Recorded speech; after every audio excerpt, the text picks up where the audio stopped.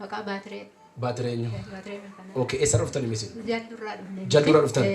Eshi. Waldaa kana erga dhufeetii biyyaa socho'ee erga dhufee amma mucayyoon koo na dhukkubee maalan godhanoo na dhukkubee dhibee koo natti deebi'ee dhibee wayii biyyatti na dhukkubee durayyuu deebisanii marfee na geessaniiru asumattuu. Okay. Mana yaalaas na geessanii mana ogeessaas na geessanii ogeessi somaa na deebisuu didee mana yaalaa immoo dhahnaan opereeshinii taatu malee hin fayyitu naan jedhan. Opereeshinii taatu malee hin fayyitu. Opereeshinii taatu malee ani opereeshiniin ta'uu waan barbaade yoo ta'e malee leetan dideenani ijoollee koo harkaa galee gaafan galuu amma ogeessatti na deebisanii eeguu sana natti fura natti fakkaate inni dugda koo marrimmaan koo mataa kottoon laba ba'uusu waan natti fura natti fakkaate erga dhufeen booda immoo lakki dhibichi natti deebi'eera maalan godhadee mucayyoo kootti maddee mucayyoon koo kottu waldaa kanatti sii kadhannaa ol kottu naan jettee naaf deebite mucayyoo intala wazirti ammayyuu.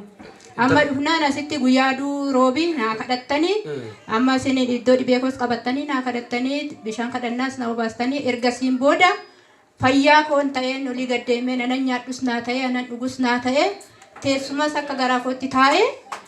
Galateeffadhaa fi jabeessatu Waaqayyoon haaleluyyaa.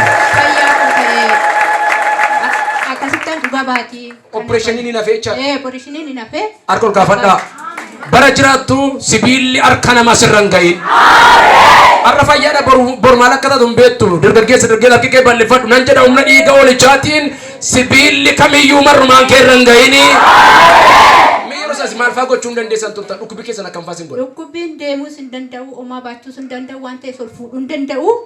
Dhukkubichi achumaa na gubaa bakka marmaan koo keessaa na dhukkubaa dugda koo walitti na qabee na sammaqaa asii ol immoo natti boba'e laphee koo na gubaa mataatti ol na boba'e imimmaan ija koo keessan dhaabbatu. Bakka gadi taa'ee ol danda'ee ka'u bakka harki keessa loo kam ture mee? Fincaan mallee gadi taa'uu nan dadhafa. Bakka erga sinnaa kadhattanii immoo fayyaa koo bahee. Mana fincaanii gaaxxaa rakkoon hin jiru. Dura kam taatu gaafa mana fincaanii deemtan? Ay na gubaa bakka fincaanii naannoo jedhe danda'ee lafa taa'ee oliin ka'u. Lafa qabadhee lafa ka'a. Bakka erga sinnaa kadhattanii mucayyoon koo asitti himtee isinitti himtee naa kadhattanii immoo fayyaa koo bahee waaqaaf hangalatu. Fayyaa baatanii galtu gajjettanii ol jettu istiimee dhugaa ta'uu samee gajjedha ol jedhan agarsiisaa kan. Galateeffadhaa fi sabii Waaqayyo haaleluyyaa. Taasina eebbisuu nagaan naqaa harka nas madda gara